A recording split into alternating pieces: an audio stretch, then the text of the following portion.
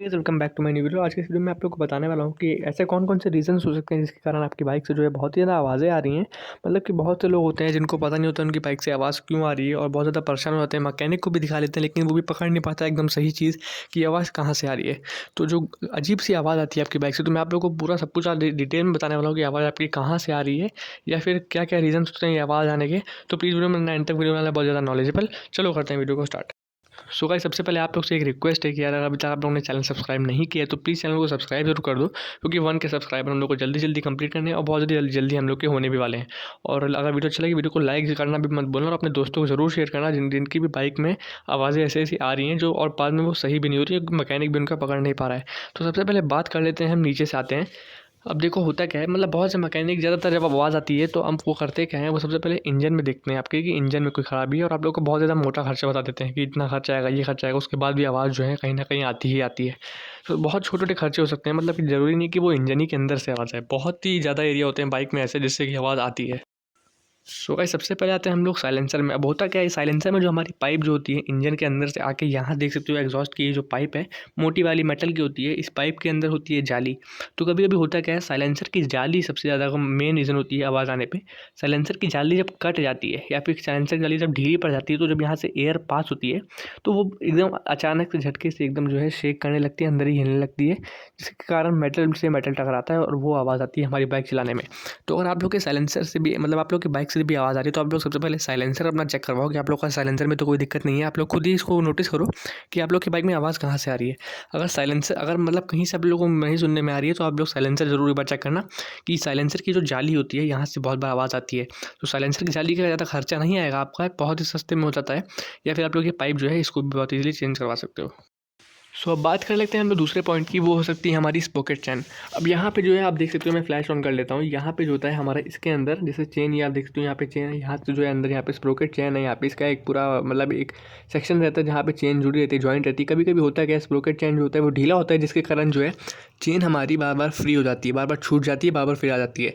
तो उसके कारण खट खट करके आवाज़ आती है आपकी बाइक में। आप लोग बहुत परेशान हो जाते हो कि आप लोग की आवाज़ क्यों आ रही है। तो आप लोगों को साइलेंसर गैली चेक करनी, उसके बाद आप लोग को चेन स्प्रोकेट जो है ये भी खुलवा के चेक करना है। आप लोग को थोड़ा सा फर्स्ट गियर में लगाना है, डबल चैन में लगा के आप लोग को एक्सीलेटर खींचना है। अगर ये जो चैन है आप लोग की मिस हो जा रही है बार बार, उससे वो ढीला पड़ रहा है या फिर बहुत ज़्यादा टाइट है, तो आप लोग की बाइक में ये भी एक रीज़न हो सकता है आप लोग की बाइक से आवाज़ आने का। तो प्लीज़ ये भी जाके एक बार चेक करवा लेना। इसका भी ज़्यादा खर्चा नहीं होता, 200-300 रुपये का स्प्रोकेट आप लोग को चेंज हो जाएगा। उसके बाद आप लोग की आवाज़ जो है सही हो जाएगी।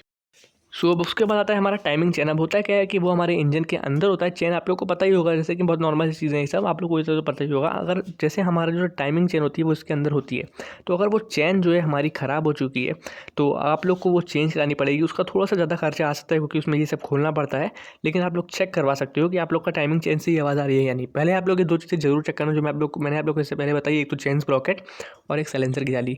उसके बाद अगर आप लोग की आवाज़ अभी भी नहीं सॉल्व हो रही तो आप लोग टाइमिंग चेन भी चेक करा सकते हो। बाकी बहुत से रीज़न है जो मैं आप लोगों को बताने वाला हूँ। तो टाइमिंग चेन ज़रूर चेक कर लेना, क्योंकि कई बार होता है कि वो कट जाती है फिर ढीली पड़ जाती है इतने लॉन्ग टाइम तक बाइक चलाने से। तो टाइमिंग चेन बहुत ही ज़्यादा इंपॉर्टेंट चीज़ है।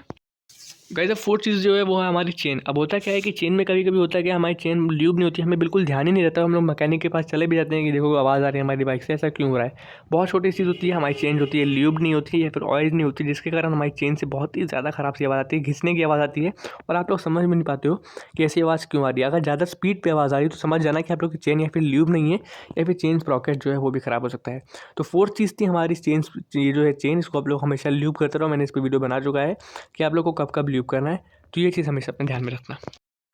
और गाइज़, अब जो फिफ्थ एंड लास्ट चीज़ है वो है हमारी गियर। अब होता क्या है, कभी कभी जो हमारे गियर फंसने लगते हैं, गियर बहुत ही ज़्यादा फंसते हैं। ऐसी प्रॉब्लम बहुत लोग के साथ आती है, मुझे कमेंट भी आते हैं कि हमारी बाइक से आवाज़ आ रही है।